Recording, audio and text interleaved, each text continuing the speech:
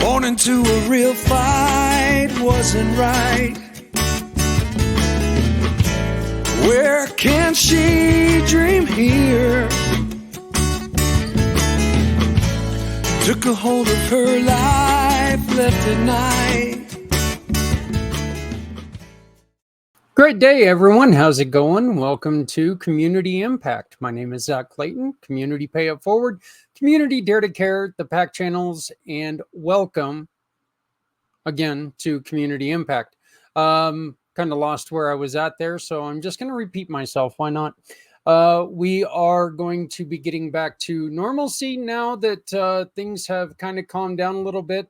And with that, I am proud to say that we are bringing back our series of shows featuring one of our heroes, both country and community, Mr. Jerrod Smith, talking about small business funding. One of the things that we really want to focus on is the health of all the small businesses and what it takes to become a thriving and successful small business. Look, there are enough things out there that are against us. So we want to introduce some of these wonderful people in the community who are doing things to make you and your business a success. Every month we will be talking to Jerrod, and he is one of our Palladium partners. He is out there to make a difference, and if you are not yet able to get a loan, he's got programs that can help you out. And one of the best things about Jerrod is he can prove that he's not out there just to get your money. Contact him. Work with him. Get yourself healthy and get the money you need to succeed. So our first interview tonight is with my friend, again, let me try this again. Wonderful hero partner, wonderful guy, Mr.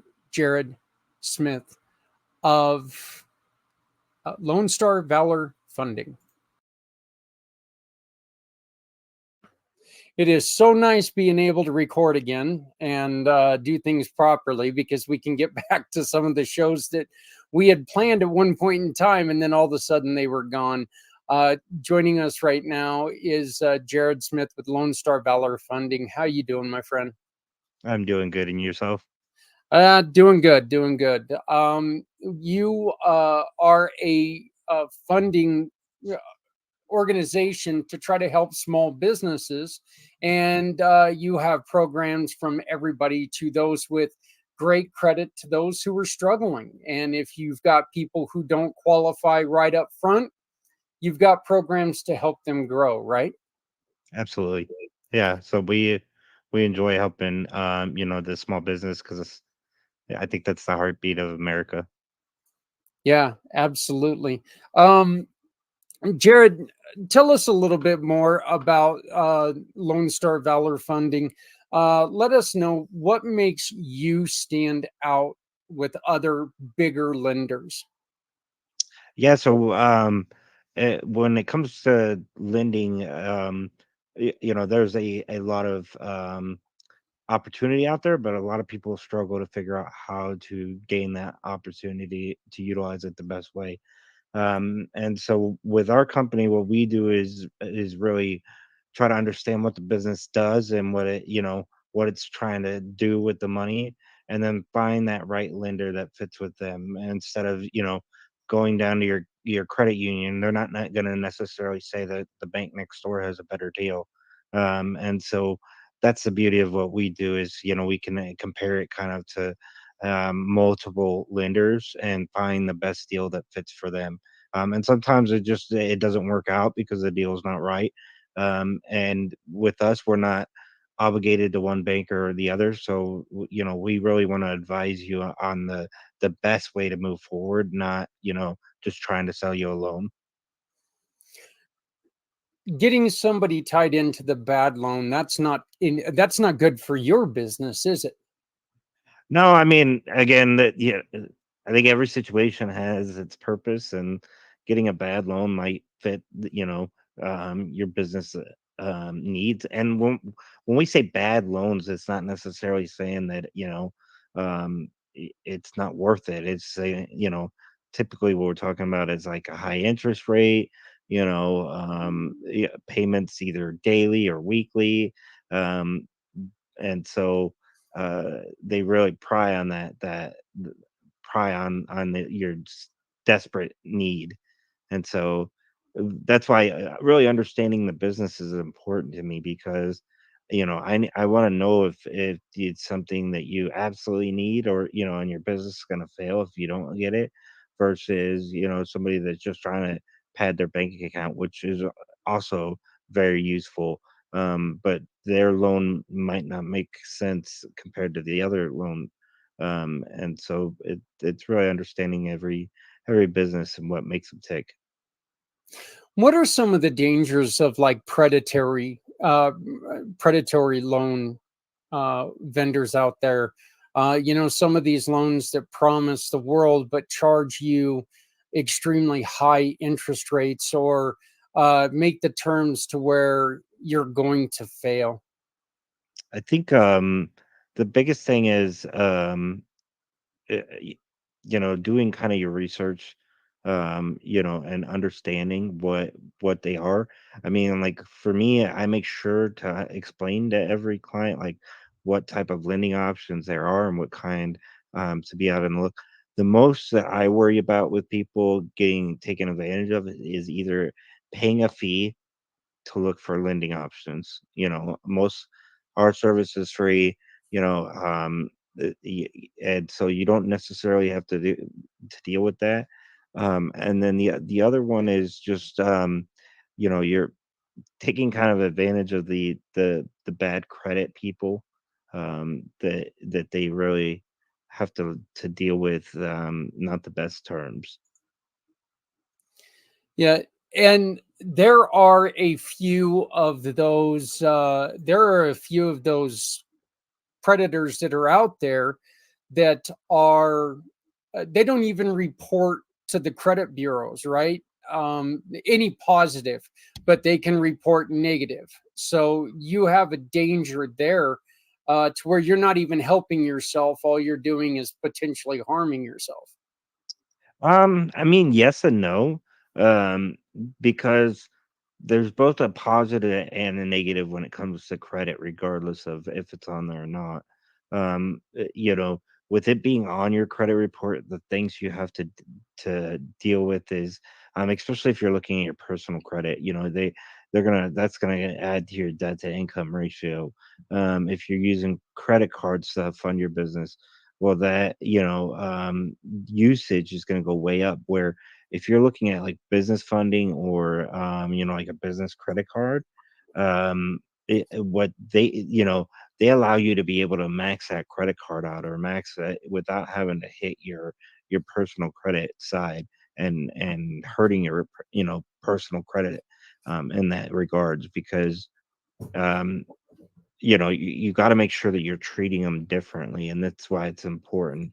Because a business credit card, I can max it out, pay it off, max it out, and there's no worry about making sure that I fit that mold. With personal credit, I believe it's 30% usage. Really, they want to see even lower than that, but 30% is kind of that magic number where if you start uh, you know getting your credit cards above that 30%, what's going to start decreasing your personal credit, which is going to make it harder for you to get loans and lending and anything like that in the future. What are some of the most important tips that you can give people to where they're not hurting their personal credit? Yeah, so making sure that you're funding it through the business.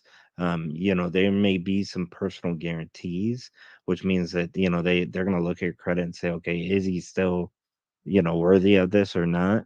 And so if it's through the business typically and it shouldn't hit your personal at all. That means doing a credit pool. That means, funding it or anything like that. It shouldn't hit your personal. And that's why it's important to use business because anything personal you use is going to hurt your credit. Um, because it's just the way the system works. You also have a potential of losing more if something goes wrong with the business. They could come after you personally if you try to use your own personal credit. Yeah, that's the other big thing.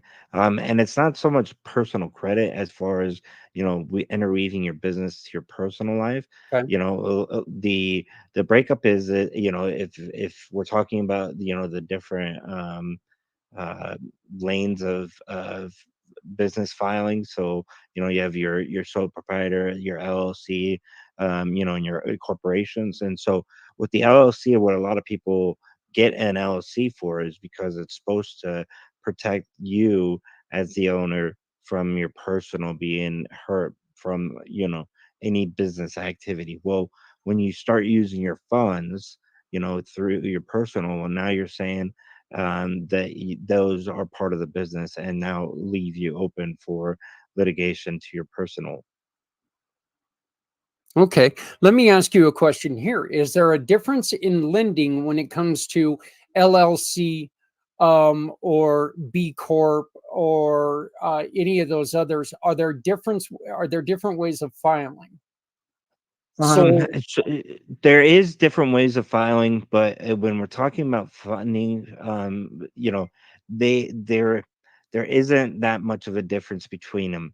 Really, the biggest difference is protection and um, uh, and tax, tax write-off and that. You get taxed at a set rate in the in the corporate veil versus if you're an LLC, you're kind of taxed as like a sole proprietorship for that. So yeah, and so it in that sense, it doesn't, when you start getting into the C corps, then uh, you have shares in that, and so that's where making that capital comes in. Usually, it's typically they sell shares, right, for people to invest in the business and for X amount of percentage of the business.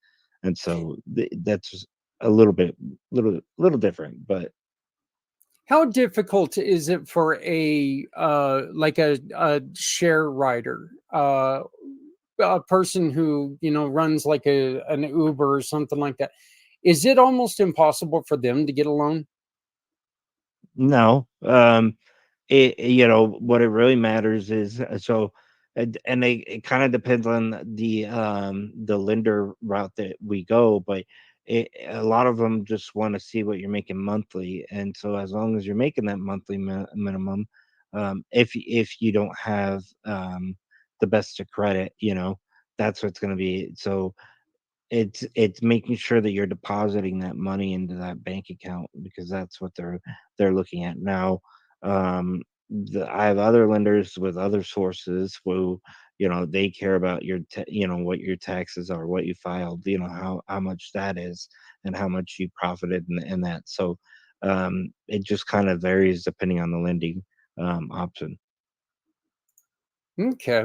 That's wonderful to know, because somebody who is driving an Uber probably isn't going to be making a lot of money if they're trying to drive a big old dually, you know, uh, uh, truck that's meant for industrial towing, instead of driving a smaller car. Um, I wanted to ask you a question right now about the way that we are in the political stage of the government. There are a lot of people who are going to be making a lot of promises right now. How does that affect lending? I mean, so there's a lot of industries that get affected by the election year, and lending is unfortunately one of them. People get a little bit more nervous, they get a little bit more standoffish during this time, because obviously of the unknown, who we're going to get, versus who we have now. Is it worth, investing now? A lot of people wait, typically. And so, um yeah, again, it makes it difficult just because people don't know what to do with their money, or um what's going to be the outcome, obviously. And what should people, uh, like, if you've got somebody who's looking to get a loan, what can they do to make sure, like, to better their chances of obtaining that loan? Are there things that they can do right now to better their chances to get some of these people who are still willing to put money forward in a company? I mean, to be honest, it's kind of starts with your credit. It um sounds funny, but credit dictates, the lending options that we can get. And you know, there's a lot of kind of false promises out there that say you don't need to do your personal credit, but typically in those situations, you're not going to find the fairest deal. You're going to probably find funding, but it's not going to be um worthwhile. So is it better, if you can manage to do it, is it better to hold off until after the election when things calm down? um you know I don't think it really matters at the moment. I think, if you're somebody that's, either looking to get funding, or, putting a reserve into your bank account, which is just as important. I think now is obviously the time, because what's more watchful for is the reserve, and what the Federal Reserve puts out their standard rates, and that, so that dictates pretty much everything. And right now it's been staying still, but you know who knows? Earlier this year they talked about lowering it. Now they say maybe at the end of the year, but the economy, the way the economy is right now, who knows? Yeah, the last time we talked, the reserve, it was right before the reserve made the announcement, and you had made the guess that they were going to hold the same, and that's exactly what they did. And what did that, just as a reminder, what did that mean for people looking to get a loan? Yeah, it just means the interest rates. So that kind of dictates all rates, regardless of what you're looking at, or if you're looking at a loan, it affects that. The biggest market is the housing market, which is the reason why they do that. Is to reduce the amount of borrowing. That's the idea. But um, again, the biggest thing it does is it increases the lowest interest rate you can get. So that being said, so if it um, right now is lowest we can get is 7%, that's going to be the lowest we can get. Everything else is going to be higher. So when that reserve goes up, the interest rates go up. So that means you're paying more in in fees.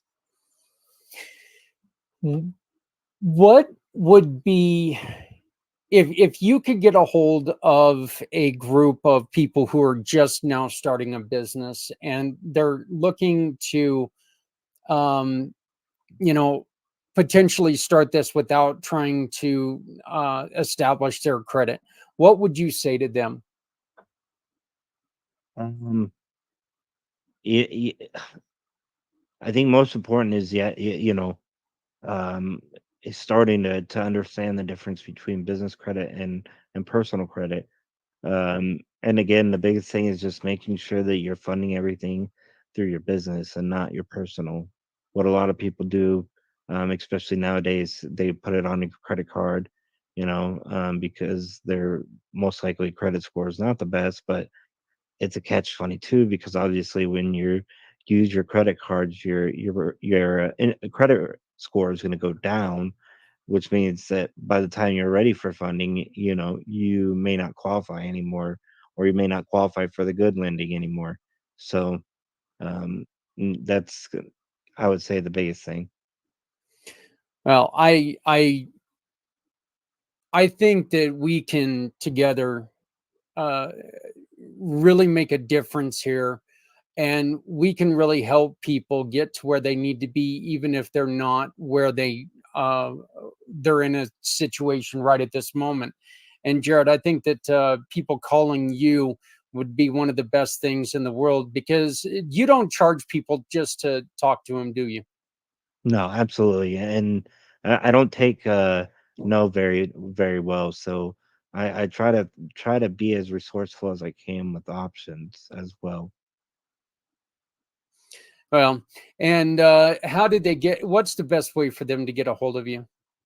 Yeah, I mean, you can email me at the support at lonestarvalourfunding.com.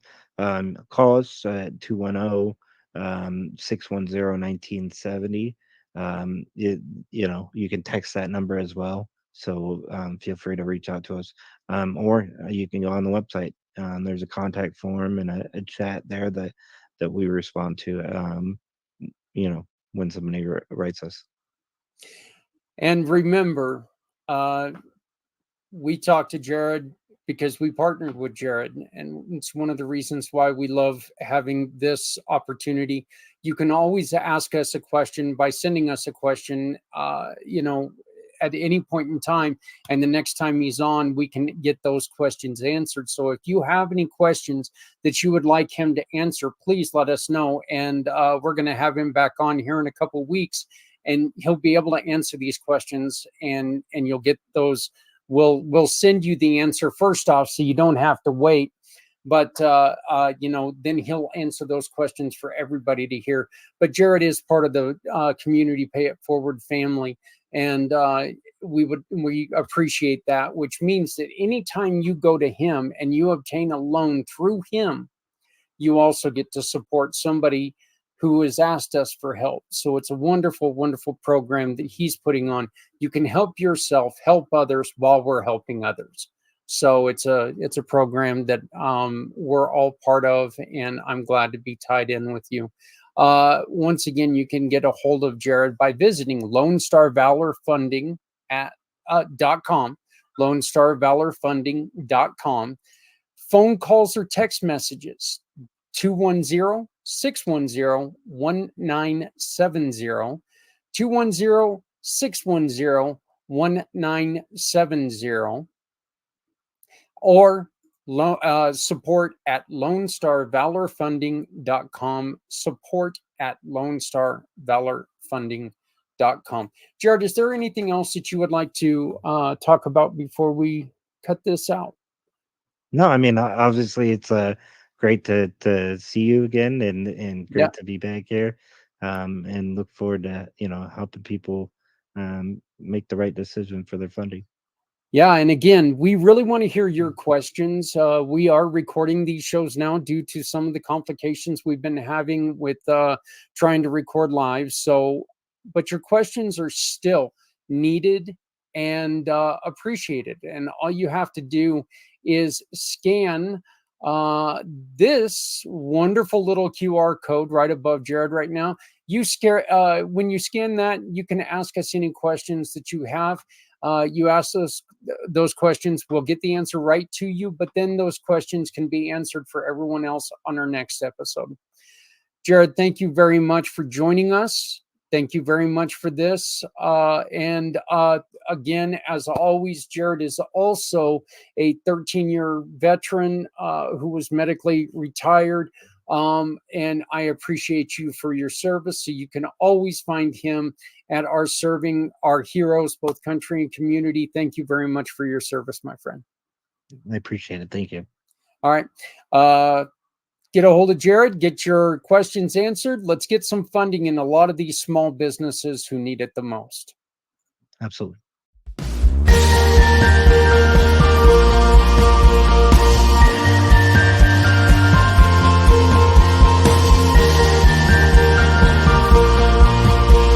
everybody, how's it going? Computer acting a little bit slow today.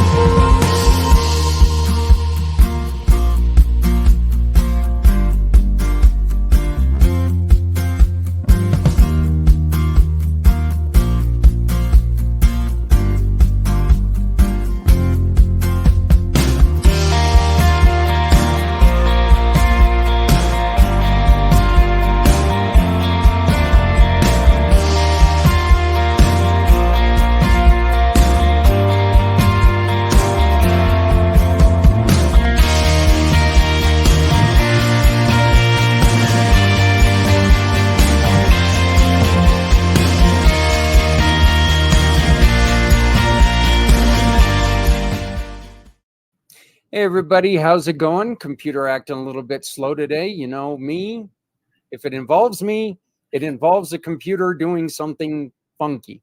So we are now here with a brand new friend of the program, Cheryl Okoli. How are you doing, sweetie? I am well, thank you. And thank you for inviting me. Yeah, not a problem. Like a lot of the people that we've been talking to lately, you have quite a bit going on, and pretty much everything is enabling people to continue to work by allowing them the assistance and the rest and relaxation, because burnout is terrible when it comes to programs, right? And I know that you have a heavy focus on our heroes, first responders, veterans, stuff like that we're going to be talking about. But you have so much going on inside the States and for European programs as well, right? Well, when you say inside the States and European program, I just want to clarify something. So technically, I am Canadian, just for the record. So most of my programs are within Canada, just for the record. So when I hear things like programs within the States and outside, in the sense of, for example, let's talk about Renata Wellness and Recreation Retreat, for instance. Okay. So this is a service that I provide for those in the healthcare industry primarily, regardless of roles. And yes, first responders fall into that. And the whole intent is to tackle burnout. However, because I'm Canadian and I'm Albertan, it is registered in Alberta, Canada. However, I'm very open to partnering with organizations internationally that would like to provide a venue where we can run this retreat as a destination retreat. So I just wanted to clarify that for all it's worth, okay? So it's basically, the model is such that it's a place of rejuvenation, recalibration, a place where people can come and rest, lots of recreation, but they also have some light learning. Why? Because I want to equip them with tools so they can go back to their workplaces, back to their families, to be positive change agents as well. So some of those programs could be anything like conflict resolution, counseling, something called nighttime dream counseling, and dance, and lots of recreation that's tailored to the venue of choice. So I hope I answered that question for you. Yeah. Let me ask you a question about this retreat. One of the reasons why you're doing the classes is because what good does it do you to go to a class, get relaxed, and then go back to a place and immediately start feeling that burnout again? You're allowing them to be able to take and manage that burnout a little bit better when they go back, right? That's correct. So like I said, to equip them to be positive change agents. So let's say, for example, okay, let's talk about burnout, because it's really important people know what burnout is. So there's a group of authors that describe burnout as, and as I'm talking, I want you to assess yourself or someone that you know in very loose terms.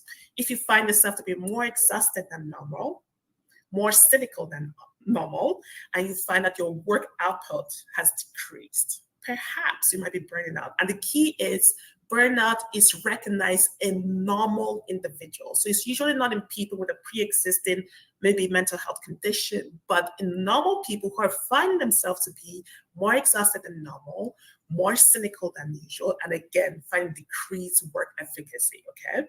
So by number one, it's important that they identify what burnout is, okay? 2, make proactive measures to address it from a holistic perspective. And when I use the word holistic, for me, holism means looking after your physical, mental, social, cultural, and spiritual domain. You need all of those 3 areas to be harmonized, okay, for a human being to be functioning appropriately, okay? So with Renata Wellness and Recreation Retreats, the idea is for healing to begin in a picturesque environment, away from everything that they're used to.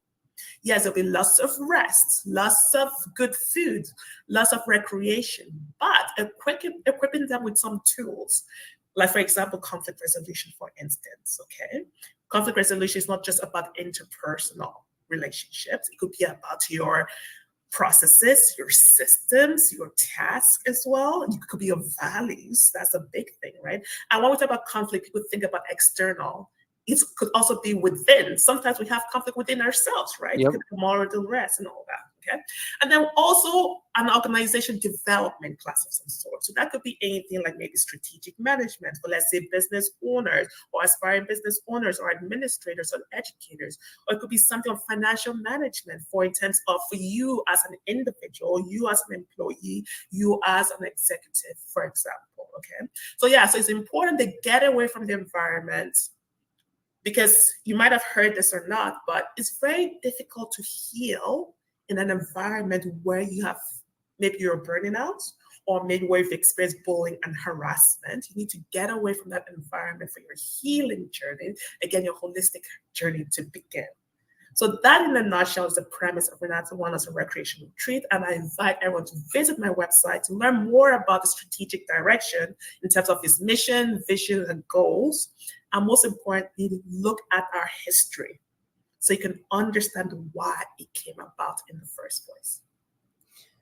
This is really aimed towards people who are in high stress environments. Please don't get me wrong here.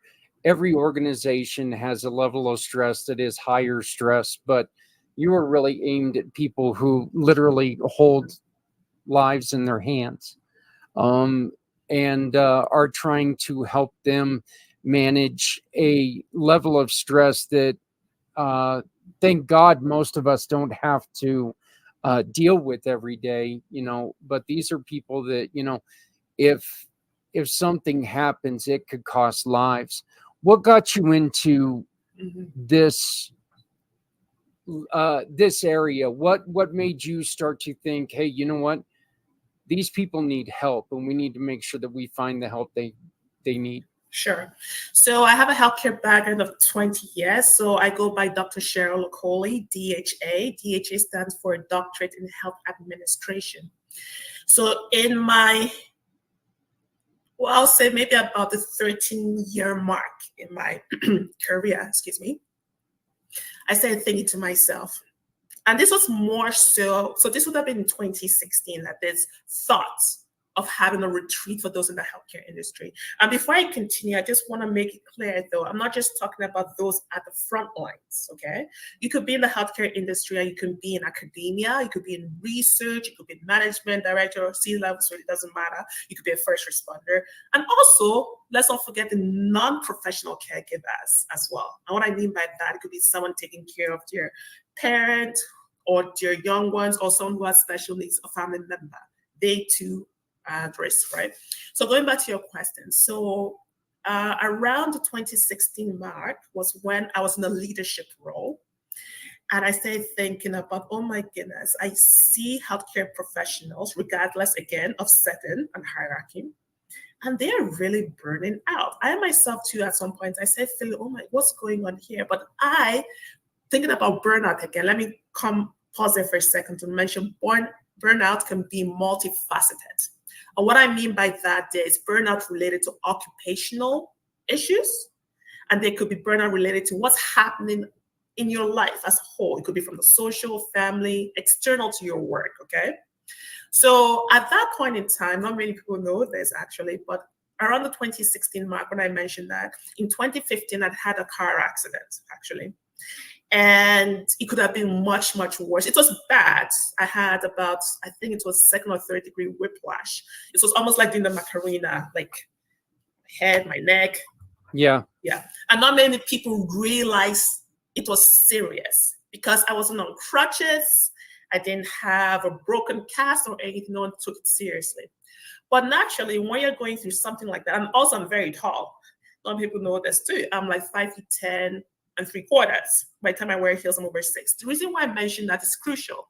People who are tall, and when they have certain injuries, be it soft tissue injuries, their healing takes much longer for soft tissue repairs. So again, here I am trying to do my work, juggle my work.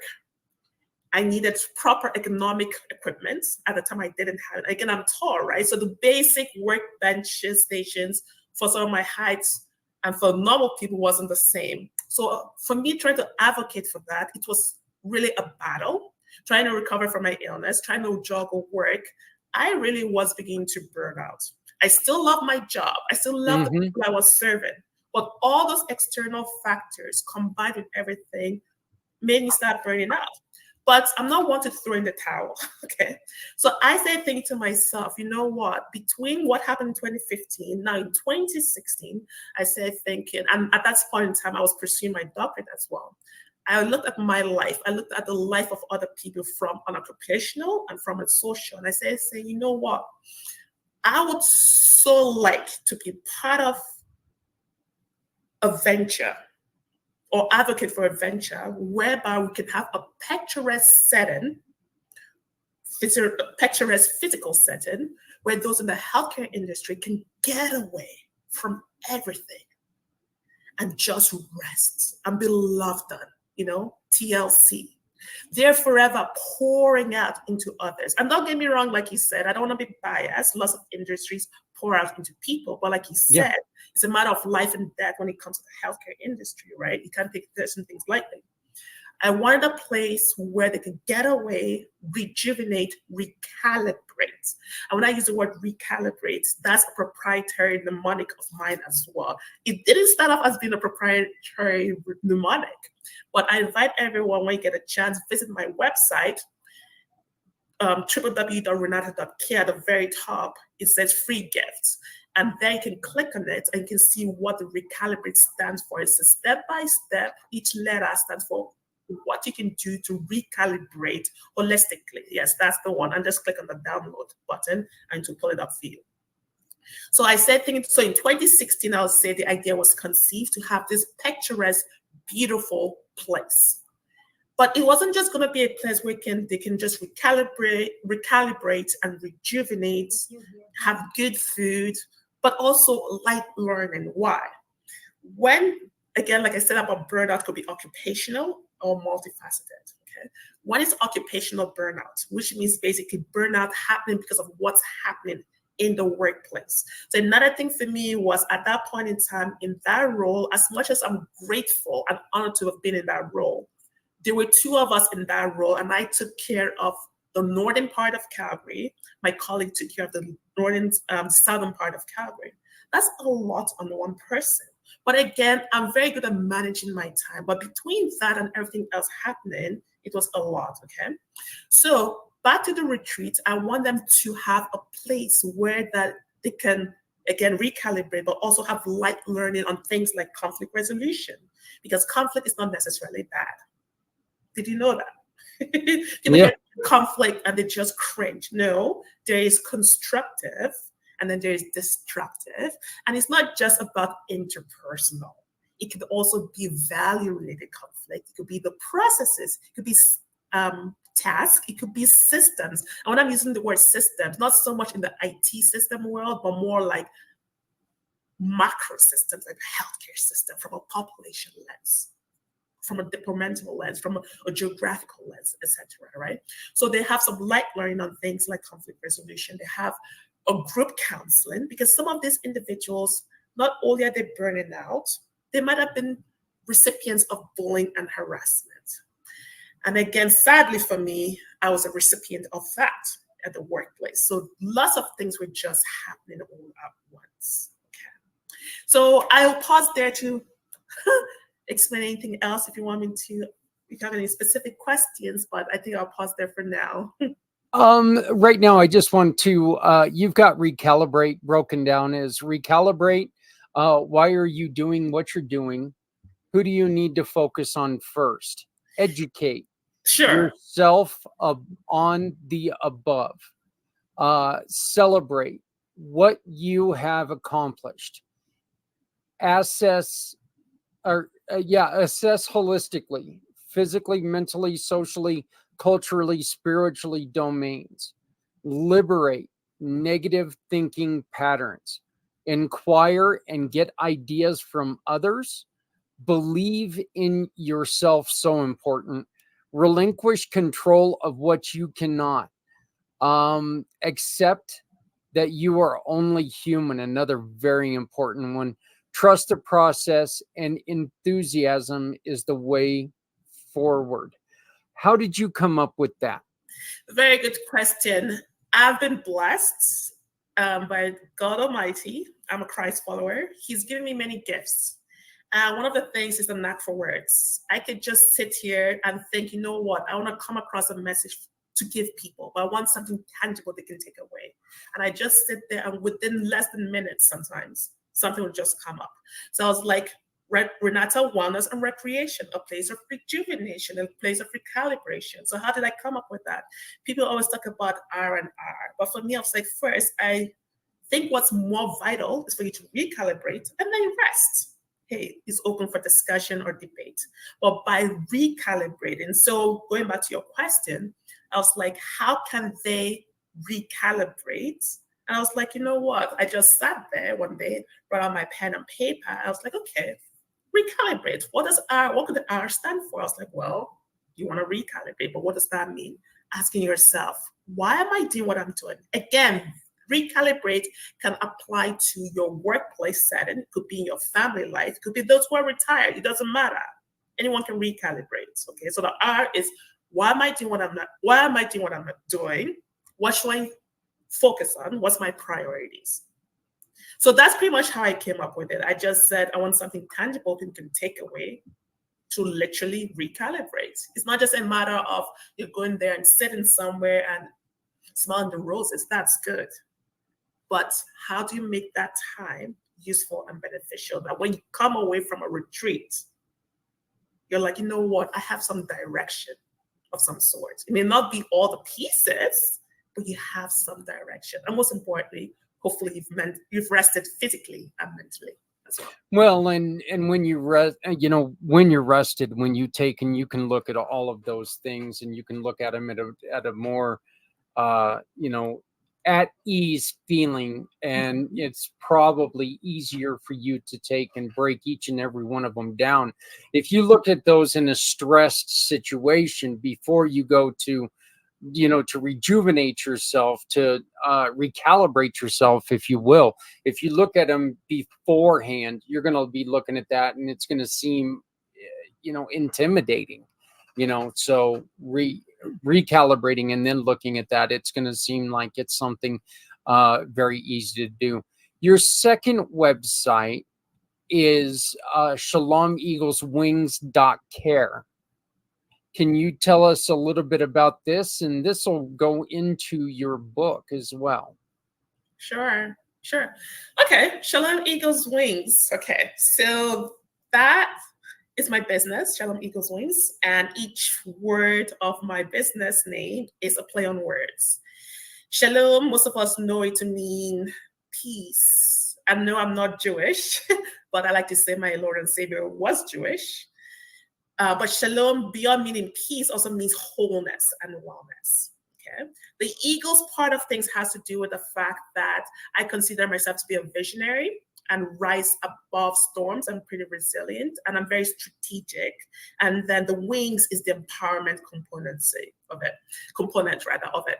So Shalom Eagles Wings is all about consultation, advocacy, and empowerment. So what do I do there? So there are two arms to it. There's a clinical arm and an administrative arm. So on the administrative arm, let me just start by sharing a little bit of my background real quickly so you understand.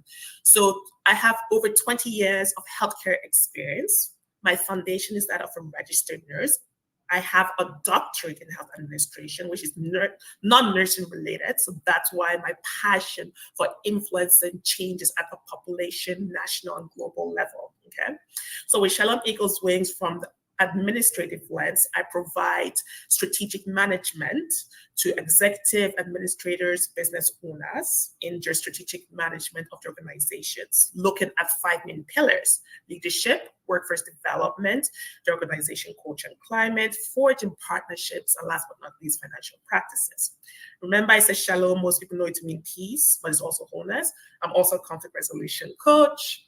That is one of my biggest passions, helping people optimize their organizations through effective conflict resolution. I'm also a certified hybrid coach with the CIAN. It's a basically Canadian International Applied Negotiations Institution.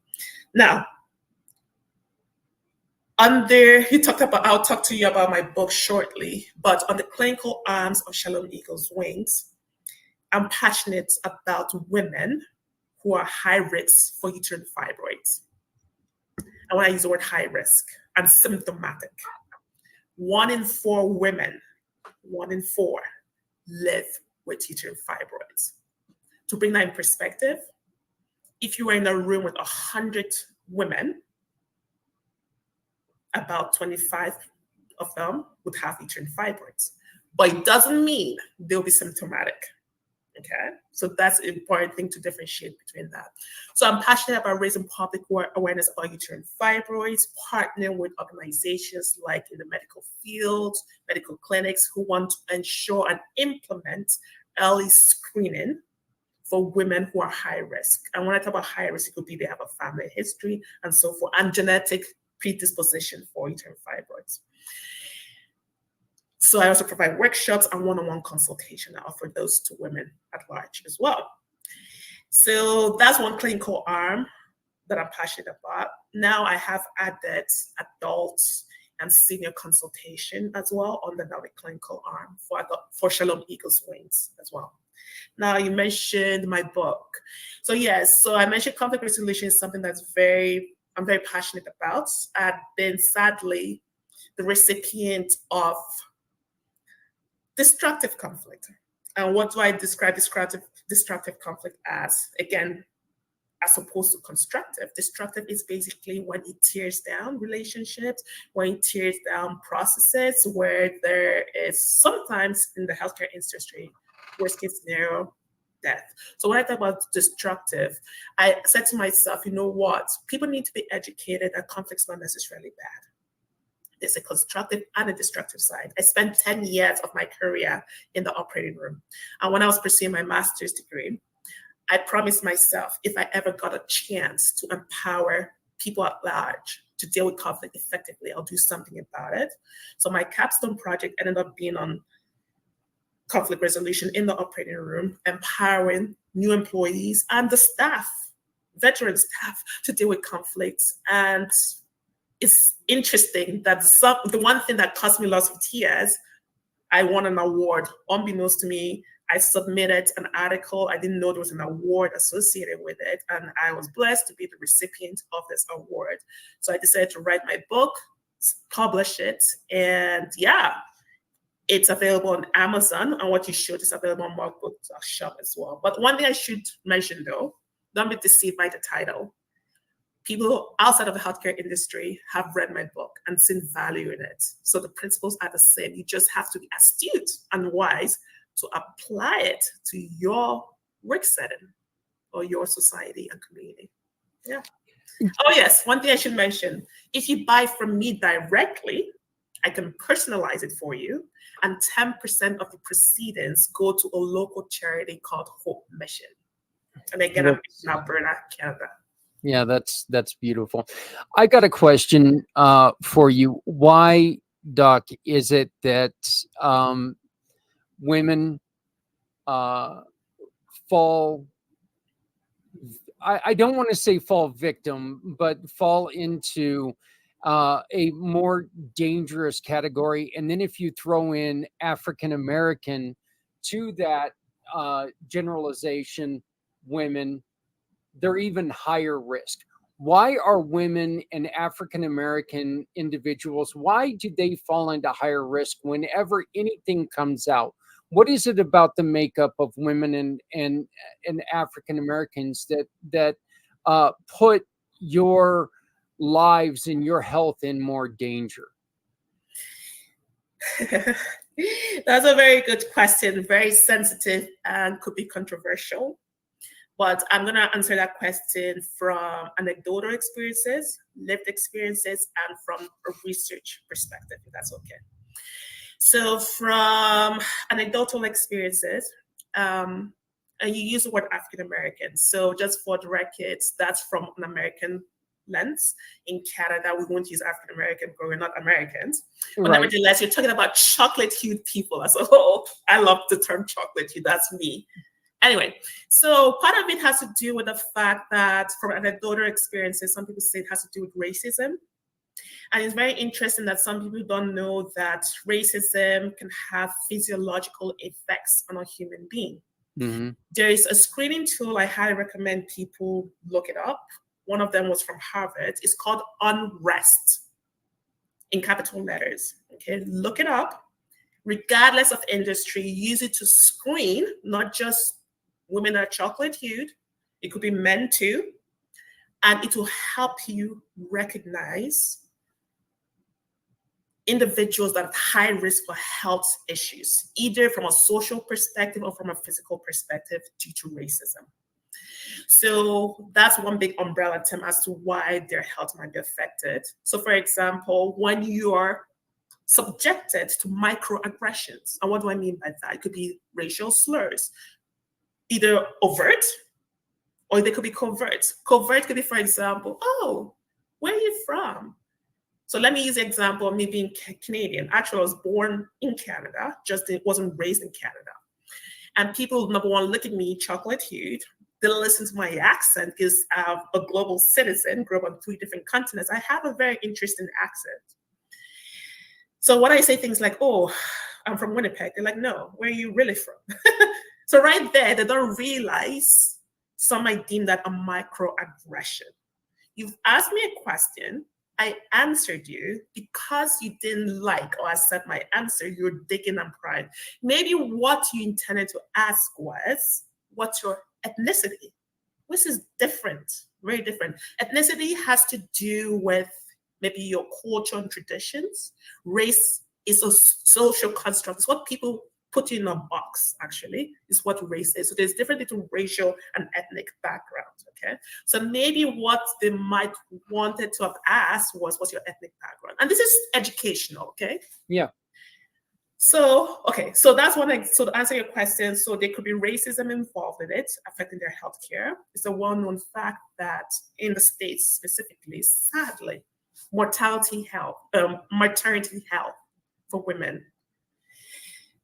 And from what I've read, it has to do with they have a lack of trust of the system because of how they'll be treated and perceived, which makes them delay seeking early treatment. So it'd be prenatal treatment, it could be during pregnancy, or it could be postpartum.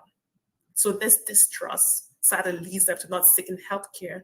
And when I say distrust, could be stemming from the fact of what they've heard happen to their colleagues or their family members. They're like, I'm not putting myself in that situation, okay? Now, so that's one aspect. Now, tying it into burnout. So very good question. Well, you didn't use the word burnout, but as in the health, right? So those of African origin, chocolate hued, Caribbean backgrounds, however you want to define it. I love chocolate hued, personally, and I say that with joy. They do have a higher predisposition for being hypertensive.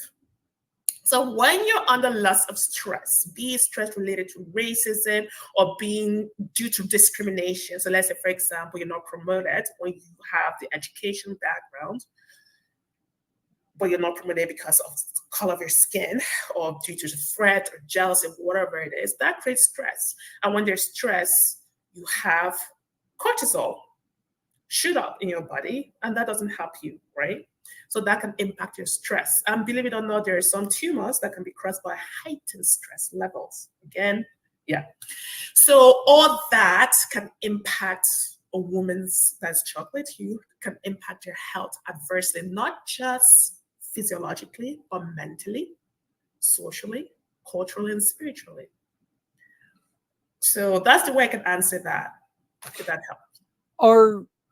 Are women who are mothers, are they at higher risk than even women who are single and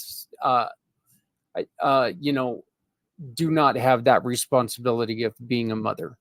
Not necessarily. I mean, I can't speak to what the research would say, but there's one thing general research would say, for instance, when you say women who are mothers, we have to classify that into two different categories. Are they single mothers or are they mothers with a partner? So right. If they're single mothers, higher risk because they lack the social support to take care of the child and other things that might be going on. Not to say there are single mothers who are heroines out there. Don't get me wrong, but research shows that those who are in a relationship, married relationship specifically, have better social supports, and that helps their health better. Okay. Now, in terms of singlehood, now, it depends. Some people are of the opinion, and I think they're misconstrued in the fact that because you're single, you don't have responsibilities of a family, of a child, it's easier for you. But no, think of it in a different way.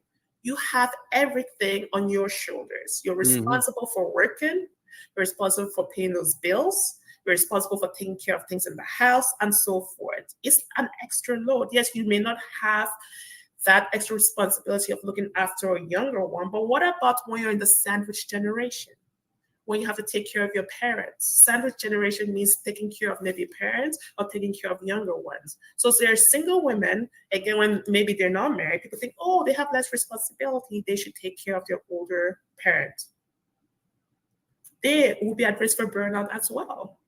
So people don't really see that. So no, so it all depends on what demographic you're looking at, their geographical location, and their social support, and their physical and physiological disposition as well.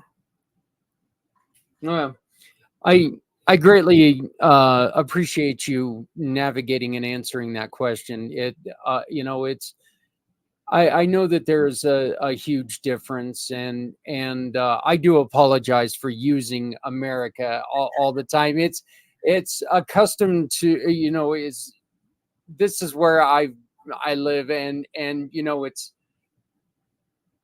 I guess it's just habit, but I do apologize for that. So, what, Doc, if you were going to look at someone and someone was going to come to you and say, I'm stressed, I just need a break, Doc, what's the first thing you tell them to do? Okay. Before I answered that, first and foremost, there was no need for an apology. Thank you, but it wasn't needed. It's all good. Okay.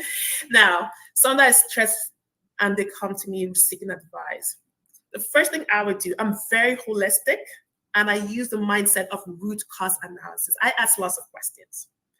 And the intent is to unearth, to go down to the root cause of an issue. So I'll start by asking the person, number one, again, depending on the setting of where they're asking me, I would prefer to have a nice private conversation with this individual because I know I'm going to be asking a series of questions before I make any recommendations. So number one, I'll ask, you know what, can we have a private time to chat or for a consultation or whatever? And then tell me more about this. Not why you're stressed, tell me more. And based on what they answer, I'll start targeting and narrowing down my questions that will guide any recommendation or guidance I'll give them. Because stress, don't get me wrong.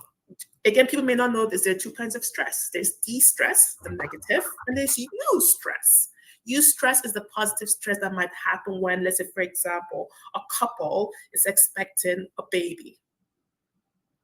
Planned.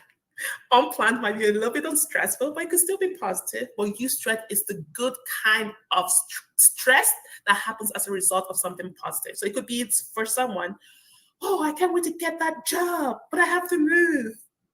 They're happy they have a job, but the stress of moving, but it's kind of like a eustress. I hope that makes sense, right? Oh, yeah. Yeah, the word stress, some people automatically think of it as negative, but no. My approach to answer your question is, first and foremost, tell me about the stress. Well, I greatly appreciate everything. I appreciate you joining us.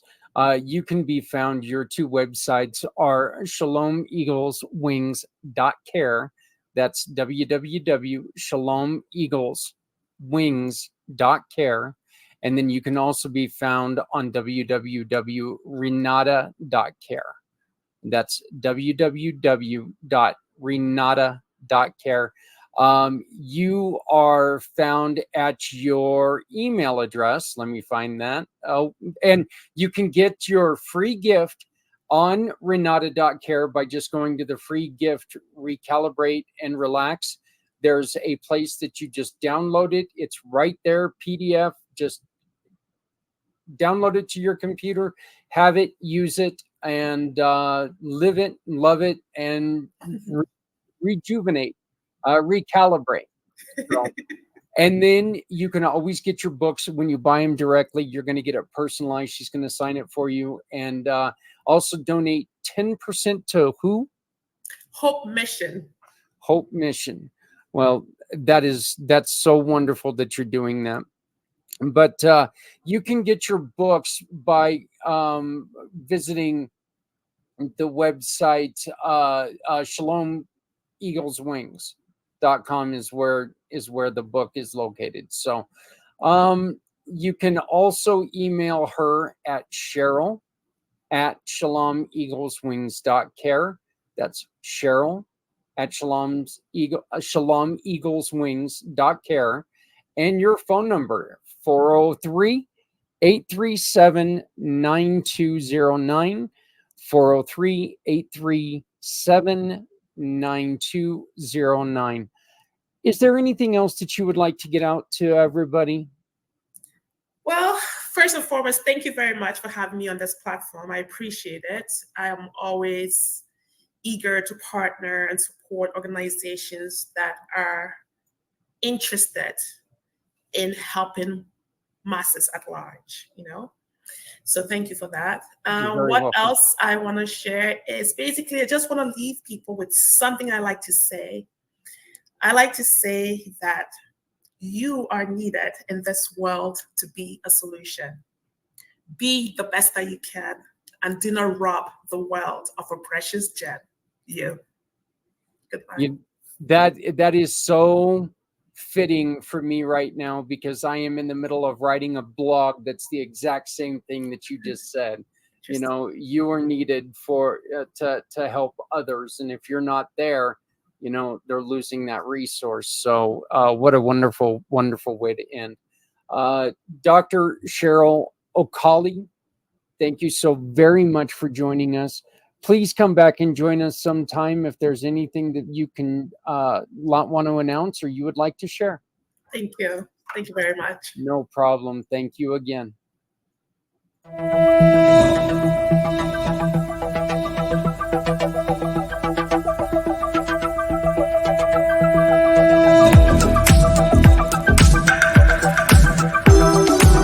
Finally. Okay.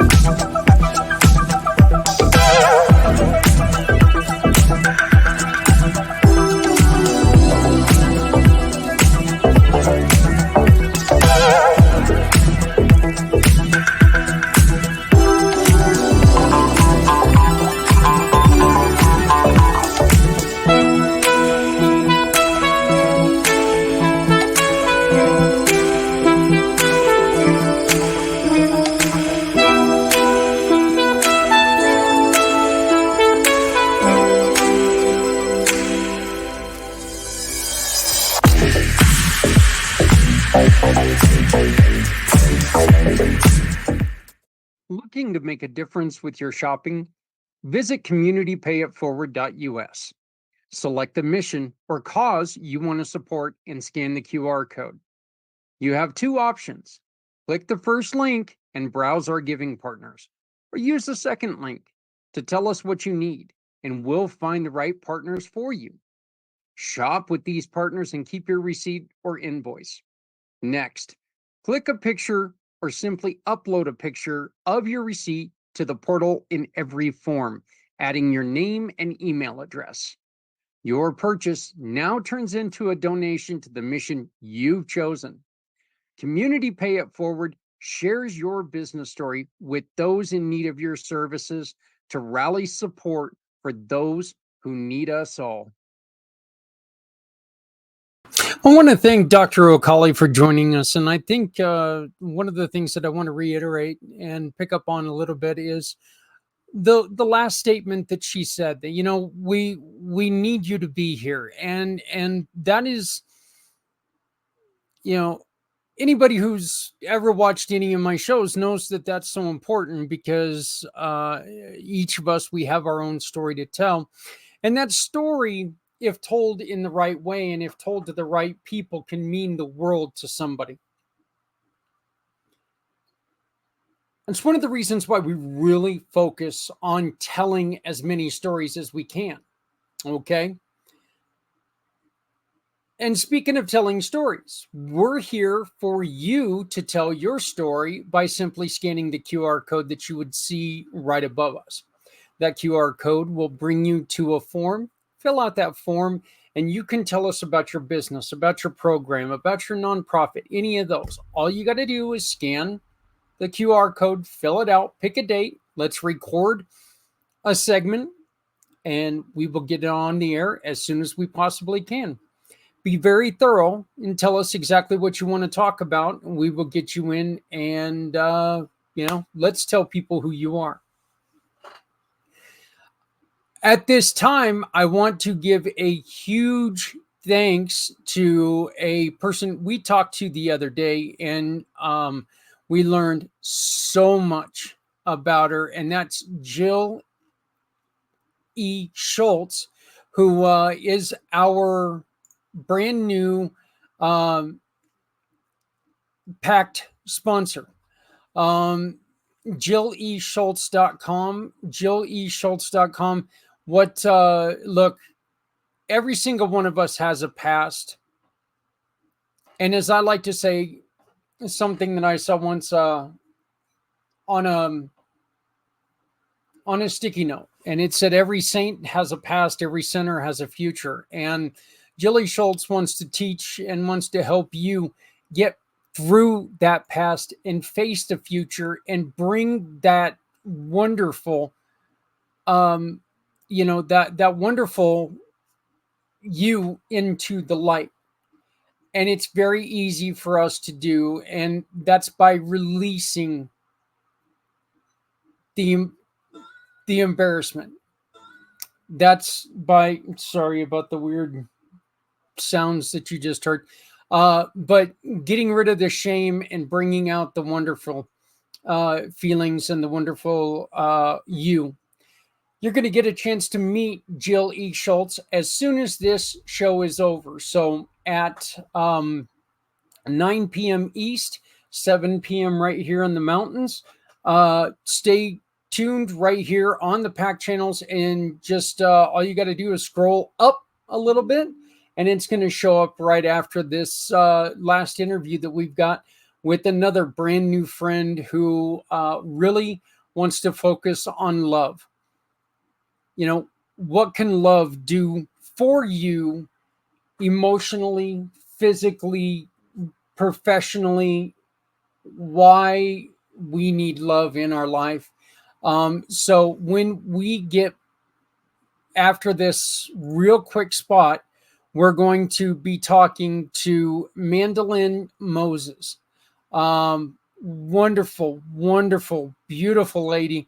I really, really enjoyed this interview, and she has so many personal experiences to tell, and it is really her program and what she does is just so amazing. So please enjoy this interview with Mandolin Moses.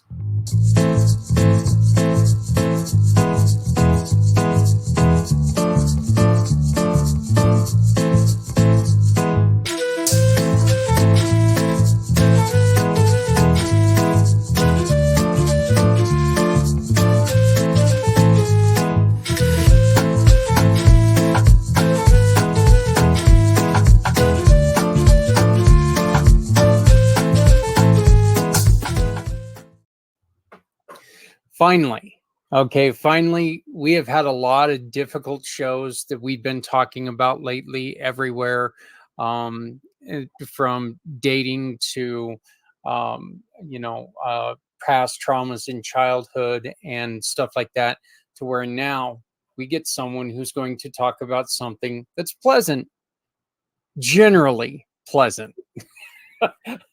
So sometimes it's a little awkward, but it's generally pretty pleasant.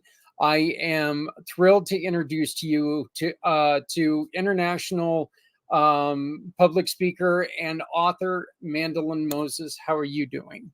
I'm doing amazing. Thank you so much for having me. Hey, no problem. Tell us about love.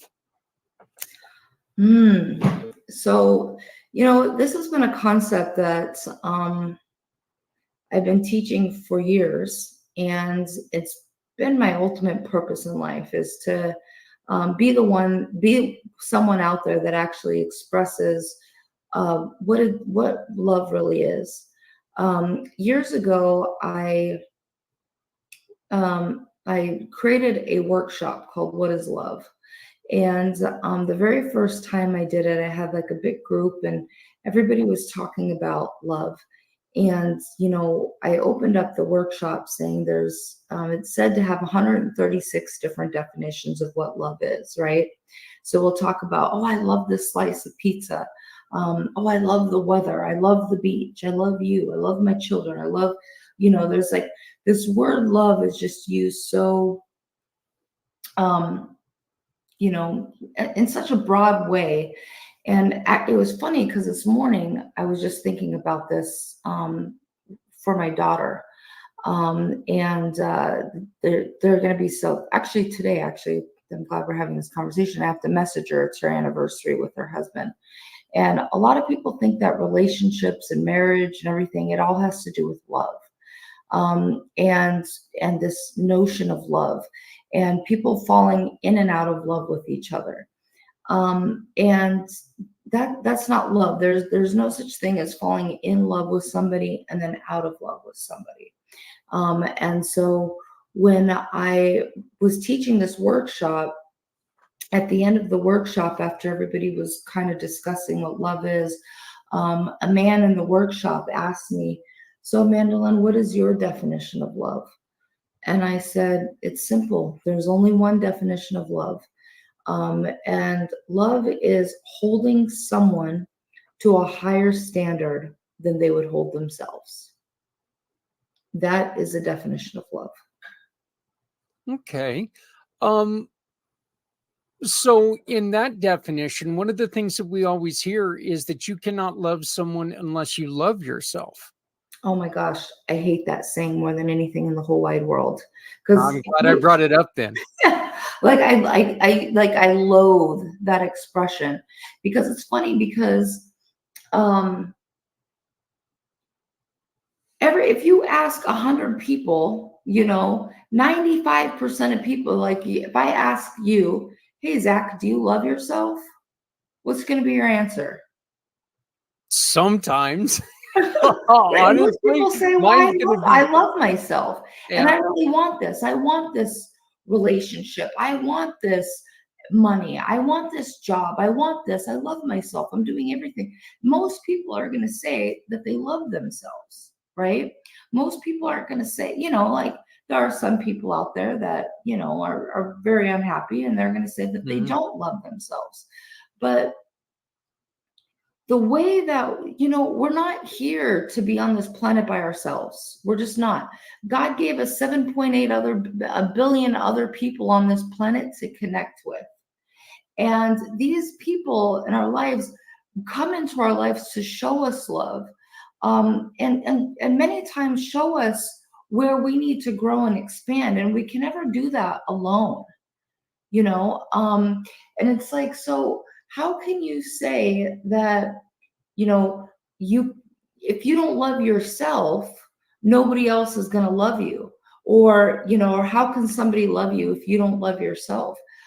That's just crazy. We're supposed to spend our entire life in isolation until we come to this like realization, "Oh my gosh, I finally love myself." And then you come out into the world, and the whole world is just going to embrace you with this notion of unconditional love. That's insane. That is absolutely insane way of thinking. It's like, if I'm having,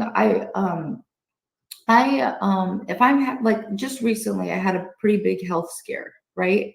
And I was down. I was feeling really down. I was feeling like, my gosh, like, me of all people, like, how did this happen to me? But you know what? I was so blessed in that moment that I had all these friends that reminded me of how amazing I was, and why I was, man, my friends were like, "Man, this was just the devil's chance to get you down." You know what I mean? God sent you here for a reason.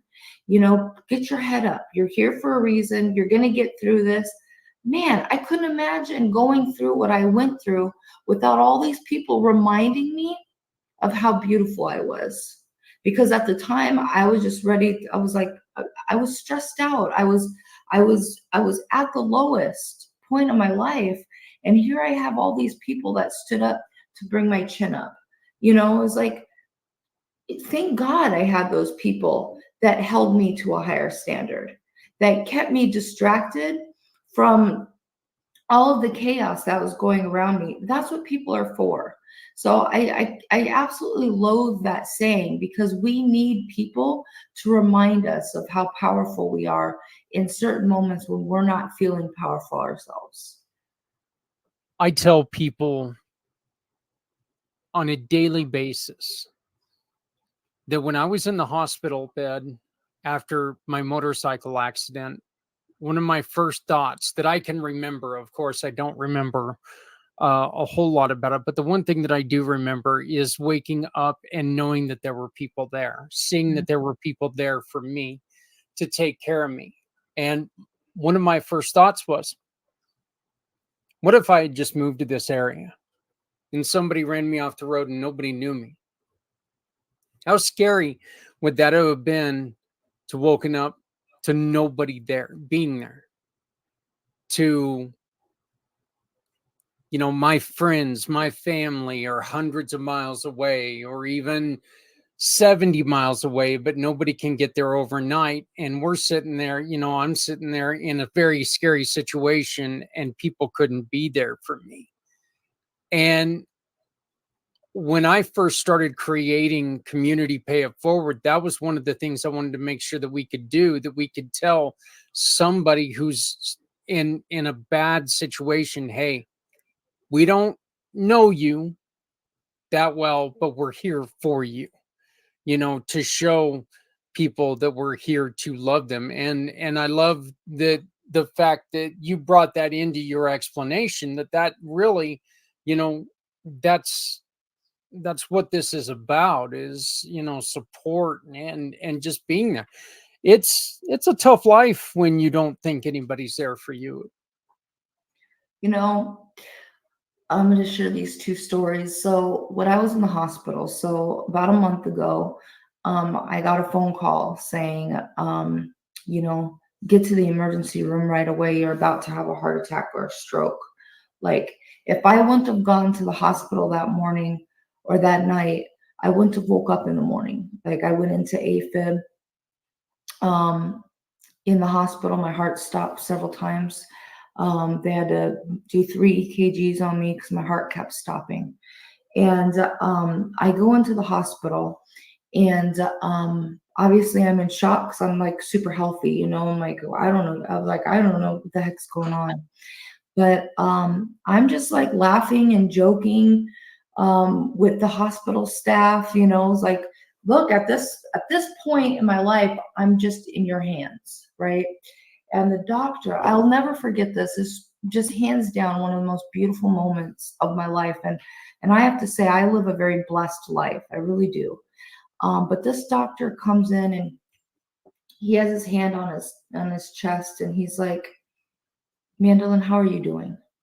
And I said, I'm doing all right. I was like, I don't, I have no control of the situation. I'm in your hands. I still am in shock. I don't really know what I'm doing here. And, and we're just having this conversation, and I said, and I said, I just feel grateful, that I'm here. And he's like, you know what? I'm so happy you're here. I'm so happy you're here.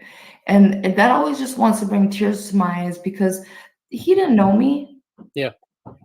But he would like the body language of him standing up tall, the compassion of how I'm feeling, that's what he said. He said, you know what? Try and get some sleep.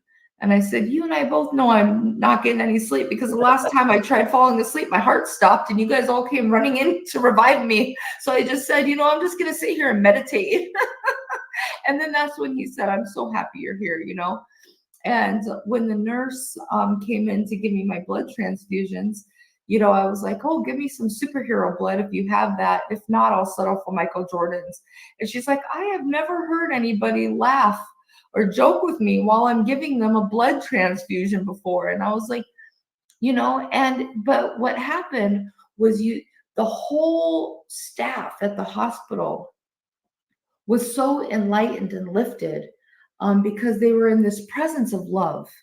And because of that, I don't have one of those horror stories about Western medicine or anything like that. I have like a beautiful story about the care that I was in, because we all were in this beautiful marriage of love, and that's really what marriage is. Not like, signing a piece of paper, but it's the union of people coming together in this place of unconditional love and trusting each other. And I mean, as crappy as the situation was, it was just one of the most beautiful experiences I've ever had in my life.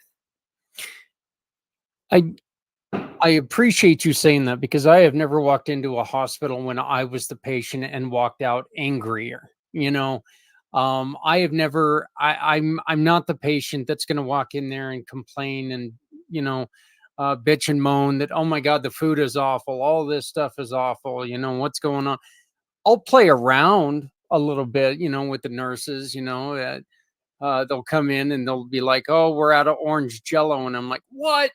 I want to see the manager, stuff like that. I want to, and they're like, well, if you don't behave, we're just going to drug you and it'll knock you out. And I'm like going, maybe that's what I'm looking for.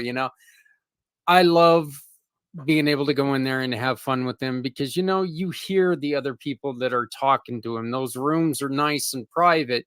Yeah. But you still hear some of the other things that they have to go through. We've also all been in that situation where, guess what? Those nurses that bust their butt every day, they have to deal with situations where not everybody's as lucky as you are. Families are in very high intense times, and maybe even if they don't intend on being the world's biggest jerk, it's not easy to lose a family member or see your son hurt.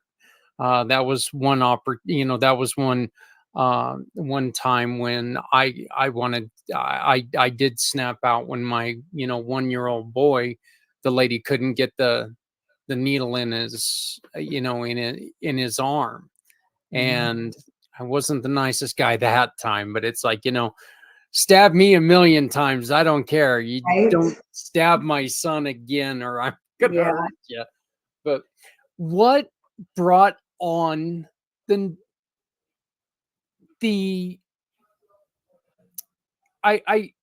what brought on this need to teach people about love? It's funny because I came into this world completely unloved. A few years back, my mom has never been a great mother, and my mom's never liked me. She's never loved me. And I'm not saying that, like, she's told me this. These are things that I hear from my mom calls me a joke. It's since the day I was born, I was rejected. And a few years ago, it was actually back in 2020, I was contemplating, I was like, because she just really was never a good mom. So I asked her, Mom, I understand that parents don't often get their side of the story told, and we don't, as children, we don't really know what you go through on a daily basis or whatever, and what you went through in your personal life that led to, where we're at today. So I said, Mom, do you mind if I interview you so I can just get to know you a little bit better? And she said, okay, sure. And the one thing that she said to me, it was totally not what I expected, but she said, the second you were born, you looked at me in my eyes and you judged me. And she says, I just couldn't deal with the judgment. I was like, so that was your thought. You just had I'm the firstborn out of all of the siblings. You just had your firstborn, and you're looking your daughter in her eyes. It's staring you back in your eyes, and you're looking at this baby that's been born only for a few moments. And all you can think to yourself is how much I judged you. So you can imagine the kind of life I grew up with. I grew up on my own. I grew up unloved. I grew up very independent. I had 3 siblings after me. I raised my kids. They were my kids, and but I really truly believe we come into this planet with contracts and missions, and our parents and our early caregivers, the circumstances that we're placed in, they are experiences that we go through that we transmute into wisdom. Now, many people can get caught up in their circumstances and victimhood and all of that, but those moments were there to teach us so we can overcome it, transmute it into wisdom, and serve fellow humanity.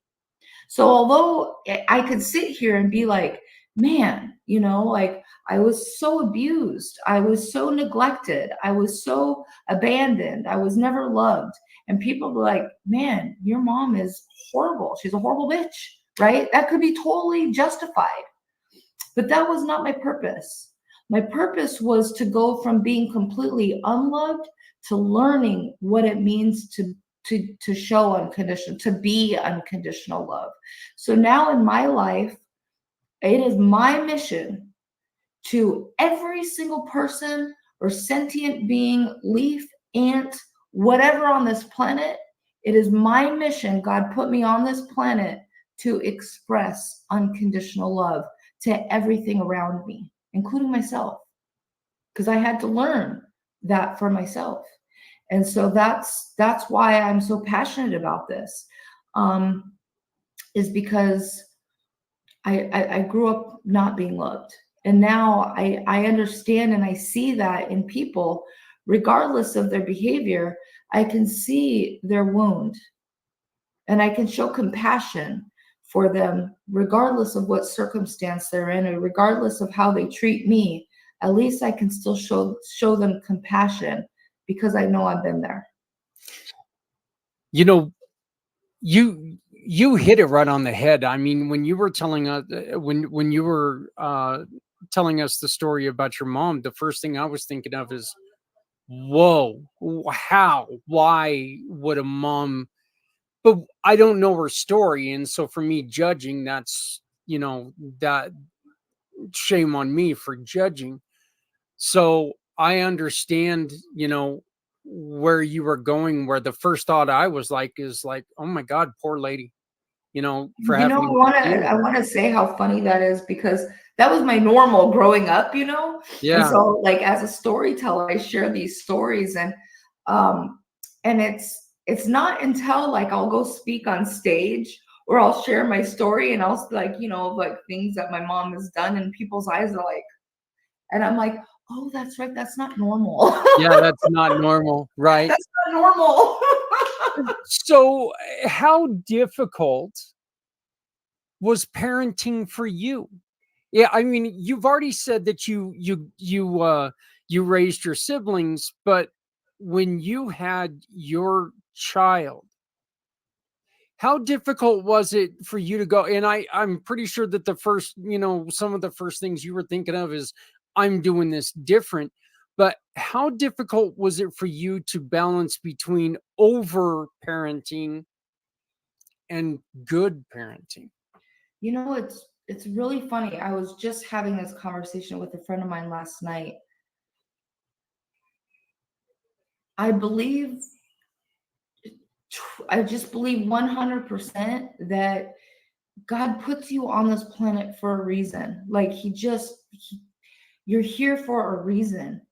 And my reason and my purpose was to be a mom. Like it's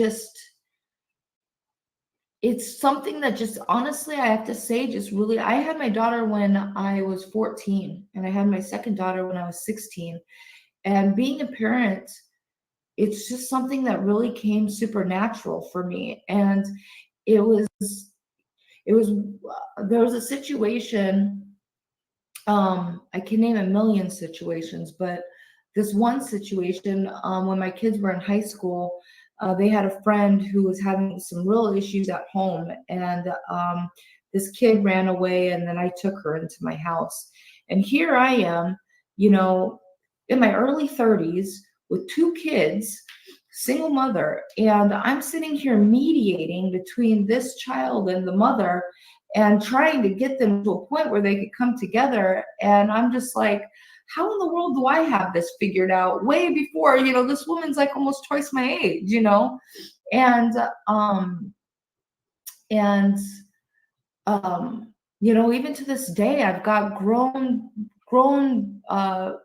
men and women who are older than me that call me mom, you know? I have to say it was just something that I was born to do. And I think I did witness everything that my mom wasn't. And there was a part of me that was like, I'm gonna do better. And I really enjoy, I enjoy that. It's just natural for me to be nurturing. And I've been able to, you know, been asked and to write parenting courses and teach parenting for different organizations over the last several years, and being a mentor. It's just something that honestly comes natural, and there's no other explanation for it Besides, motherhood has just been something that's been very natural for me. Mandolin, what kind of people need to come to you who are having, like, what kind of situations are you hoping that people come to you for? Is it for like self-expression, self-love, or is it like parenting, or is it just kind of all over the board? You're just looking for people to come to you because they have questions. You know, it's back in like I'm a business consultant, you know, and I teach people businesses and things like that. And I always say there's riches in the niches. So when I teach people that, you know, getting them to build their revenue, but so I'm going against my own business advice here, which I've done that before in the past, but where I'm moving at in my life right now, I wrote this book that's coming out. It should be out in October. It's called I'm Not Your Villain, I'm Your Mother. And especially when you go through a near-death experience like I did, you get really clear on what it is that you want. And for me, God put me on this planet to reach a lot of people. And I've been very blessed in my life to help thousands of people all over the world in so many different circumstances. And at this point, I feel like I'm just here for the world. And so, you know, there's so many people that are going through situations in their life that they just need nurturing. They need a mother, they need a hug, they need someone to understand them, to get them. And unlike my mother, this is the biggest thing I had to overcome was judgment. As you can see, I grew up, you know, you judged me. So you could imagine all the judgment and fear of judgment that I had to go through growing up. And so because of that, I don't see the world in any kind of judgment. I'm here to embrace everybody. And that's as true and authentic as I could share of myself. You know, it doesn't matter what you're going through. I want everybody in the world to know that there's at least one person out in the world that loves you, that cares about you, that will not judge you. And whatever it is that you're going through, I'm here to listen. And I know this is kind of long-winded, but a couple weeks ago, I was teaching at a youth conference, and I was teaching one of these workshops, What is Love? And at the end of the workshop, I went to each one of the students and I looked them in the eyes and I told them I loved them 3 times. And every single one of those kids, I said, at the end, I said, how well do you receive that? And the kids just silently went, they couldn't receive it. And it just broke my heart. And there was this one kid, I said, why can't you receive that? You know, I'm looking you in your eyes and I'm telling you that I love you. Why can't you receive that? And he said, you don't know what I've done. And this kid was probably 13. What could you have done at the age of 13 that makes you so bad that you are not lovable? Yeah. And I said, why do I need to know what you've done in your life to love you the way you are in this moment right now? And everybody on this planet just needs love. That's it. That's the only problem. We can go and talk about global warming. We could talk about pollution. We could talk about war. We could talk about politics. But at the end of the day, everybody's just out there trying to seek love and acceptance. That's it. Yeah. That's it. You know, and you know, you just touched on a key word, and I'm not gonna stress on it too much, but I tell people all the time, I have got 3 men in my life who I have the utmost respect and love for. They are 3 of the most important men in my life. And politically, we could not be further apart. I mean, they 3 stand on one side and I stand way the hell on the other side. I mean, I am so far away from them. You know, we wouldn't be able to talk on a cell phone if we were talking politics. Right. I mean, it's that far apart. But I talk to all 3 of them all the time. And we can even talk about that dreaded politics word. Yeah. Yeah. But the thing is that we understand that, you know what, there's a relationship there that's far, far more important than any of that other bull crap. And we know that, you know what, our lives are going to suck without that other person in it. Absolutely. And so, you know, you told us that story the other day in a meeting, the story about the students, and all I could think of is, you know, we end this show by telling people to please love somebody out there because somebody out here loves you. Mhm. And it is so true. You know, we don't need to know you to love and honor you. We don't need to know you to want to help you. We just need to know that you're there. You Yeah. need to allow us to be there for you, you know. And so your message is, I mean, it's like I said, we've had a lot of guests lately where it's a lot of grab your heart and clench your heart and oh my God, this is painful. Right. This is such a nice, relaxing conversation, but I understand that there, you know, what are some of the things that you have to deal with that you can't believe that you struggle with when you're talking to people? What are some of the things that people struggle with? Let me try to reword this to where it might make a little more sense. What are some of the things that people struggle with that you try to get across to them that you're sitting there going, you know, and we all have this moment, and Yeah. every single one of us, but you know, it's like, what don't you understand? I'm going to beat the hell out of you because you can't get my kindness. You know? Right. Right. I mean, that's a good question.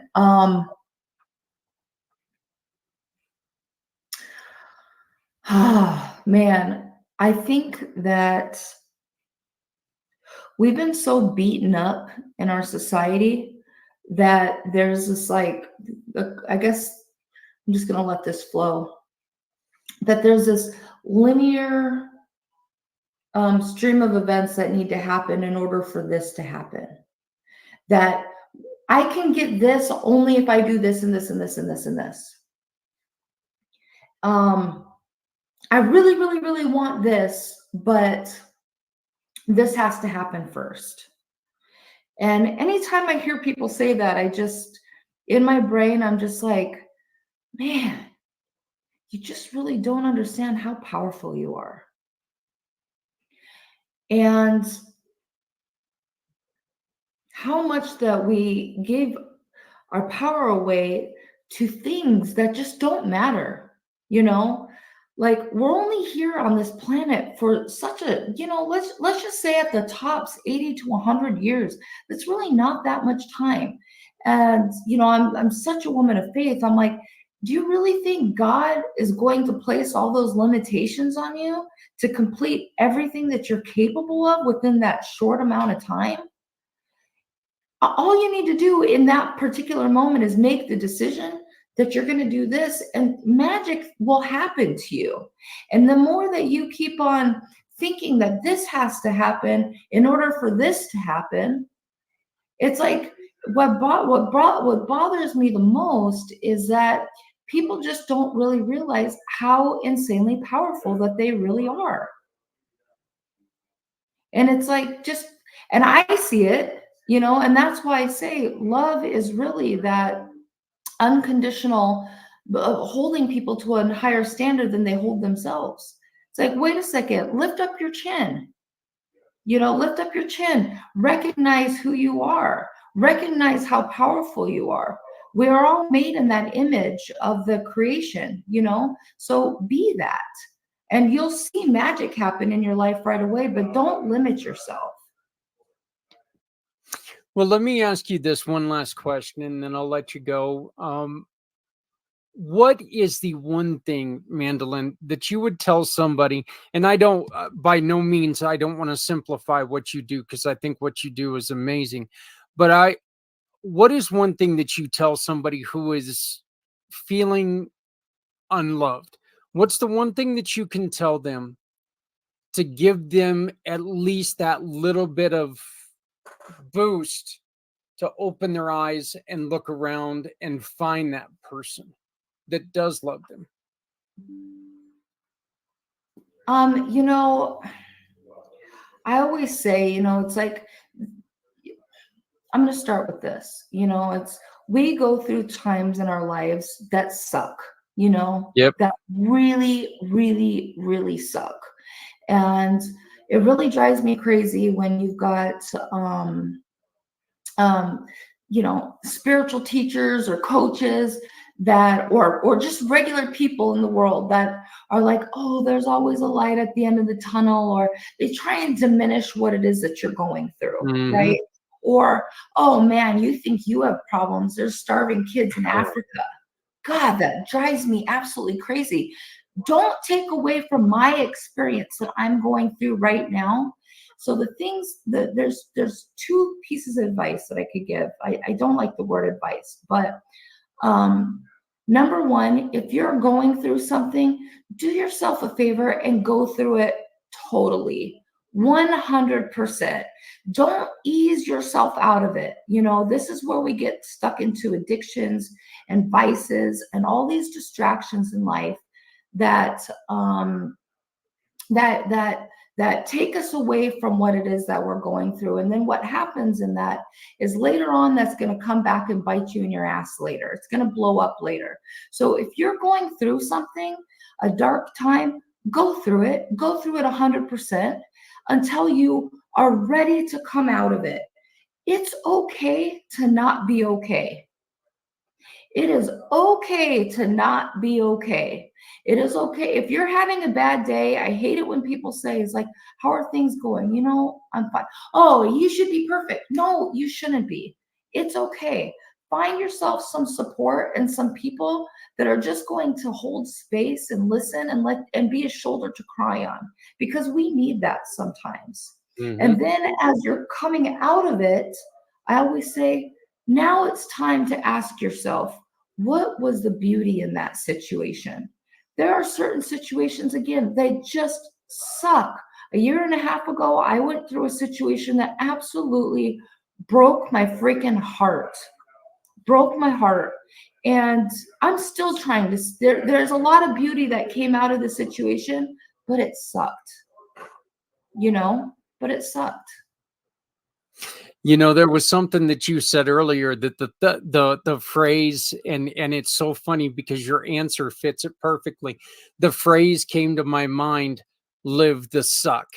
And your answer was exactly that. I didn't think I was going to get to use that phrase, but you said something a little bit earlier that all I could think of is live the suck, you know, appreciate the suck. And that's exactly what it is. You know, you cannot look, situations are going to happen. And the truth is that none of us have ever been in a bad situation and went, oh, thank God it happened right now. You know, yeah, they're always saying, oh, why did it happen right now? You know, it's like, well, it happened right now because you're in right now. You cannot be at some other point in time. And so, you know, live the suck, and it's gonna suck for a while. Like you mentioned, one of the things that drives me crazy is when somebody will sit there and you know, you'll be like, oh, I'm just dealing with a headache today, and you hear those words, welcome to my world. I want to strangle people when I hear that. Or, you know, your pain, or, you know, I've got a headache, but it's not near as bad as yours. Yeah, you don't know what mine's like. I don't know what yours is like. Live with your headache. Don't worry about mine. You know, your headache could be a hell of a lot worse for you because I live with them in a daily, you know, I live with them daily. So mine are manageable to me, you know, so you live with yours are going to suck enough for you. So, you know, but I want to thank you. I want to thank you for everything. And I want to thank you mostly for being you, because I think that it's really neat what you're doing. I also want to thank you for sitting in front of that really cool looking fireplace, because that is just awesome looking. So I've been staring at it the whole time. And I do think it's ironic that I put on my purple lighting in the I know, back. right? We're twinsies right now. Yeah. So, I had the purple lighting in the back, and the purple lighting above my head, shining my 5 head, which is kind of nice, going. But yeah, it was kind of neat that we're matching there. But Mandolin, how do people get a hold of you? The best way right now is I'm pretty active on Instagram, so definitely connect with me on Instagram or LinkedIn. You can also send me an email, but on LinkedIn and on Instagram, I will be posting updates pretty soon. With my book coming out, which my book is called "I'm Not Your Villain, I'm Your Mother," and we talk about all these things. And the book really is a story and a journey of self-love, and that how to overcome circumstances in our life and transmute those into our superpower. We need to take our power back and realize how innately powerful we really are, and stop giving away our power to all these things outside of ourselves. And that's how we're going to see change in this world. So I'm really excited about that. So contact me on those platforms, and definitely stay informed of when the book is going to come out. Yeah. Do you have a release date yet, or not yet? I'm on pins and needles right now. As far as our timeline goes with the publisher, it should be like around October. So I'm going to ask you a huge favor. Please keep us updated. As soon as you have a release date, we will replay this show with your release date, and that way people can get a hold of you, and that way they can get a hold of the books. So yeah, that would be great. I'm super excited. Thank you so much for having me. I'm just, I did want to mention one thing. Yes. That what you had brought up earlier when we were talking about laughing and stuff in the hospitals. One little nugget, I've studied under almost every single religion that you can think of. I've been a student of every, I'm just a nerd that way. But the highest form is Buddhism. The highest form of any structured religion is Buddhism, and the biggest and it's Taoism. Buddhism is Taoist, is what I've studied under. But laughter is the best medicine that you can ever. There's no higher form of medicine on this planet outside of laughter. So even when you're going through a difficult circumstance, it may not be funny in the moment, but find some humor in it. And that is going to heal you and your body and everybody around you, your mind, your spirit, faster than anything else out there in the world. Laughter is the highest form of human expression.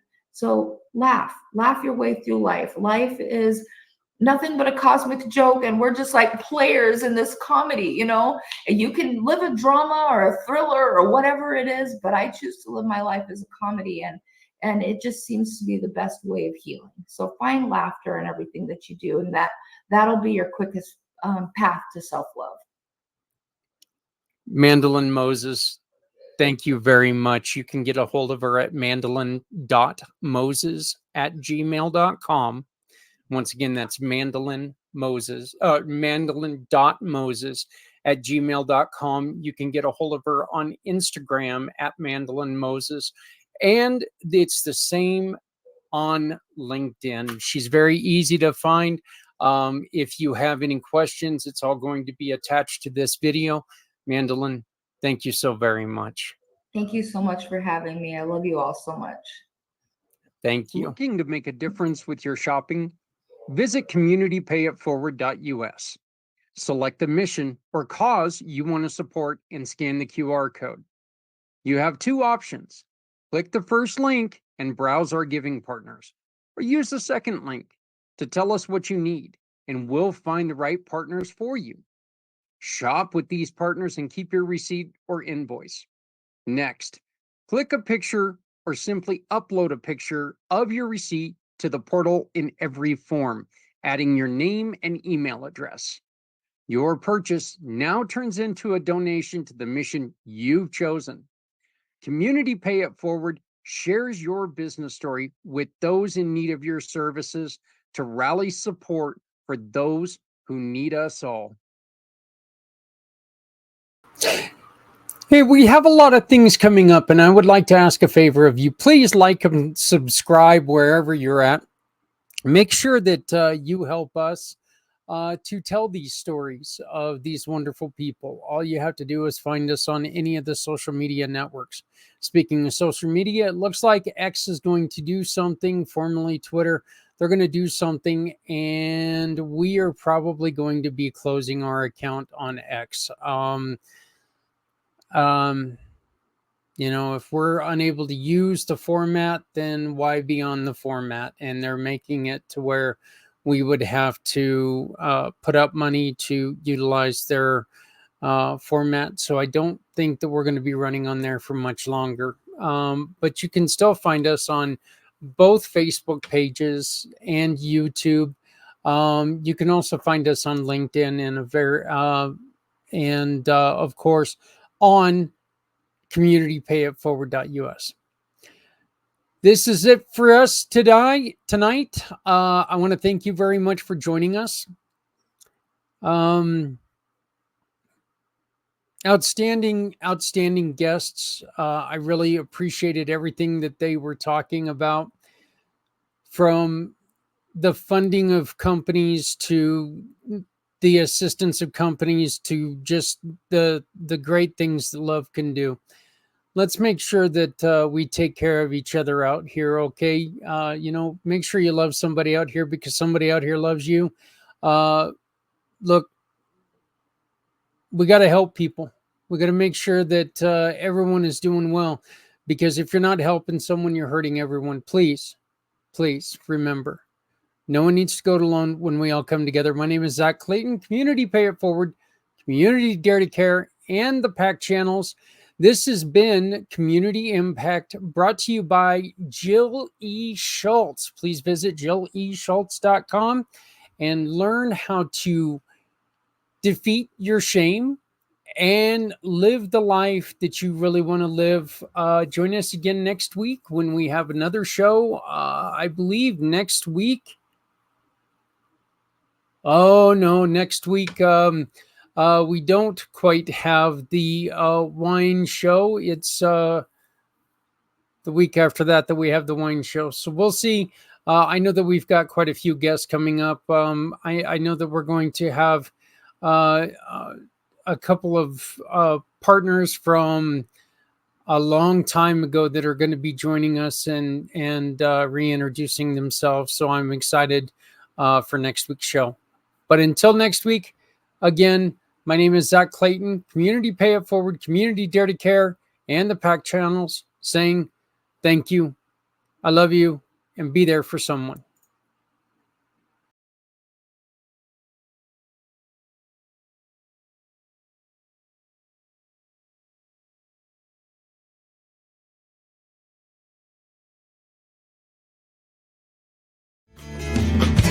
Stepping out of her fear, bring me home. Out alone, you show me the way. You wanna be a part of Sunset Boulevard.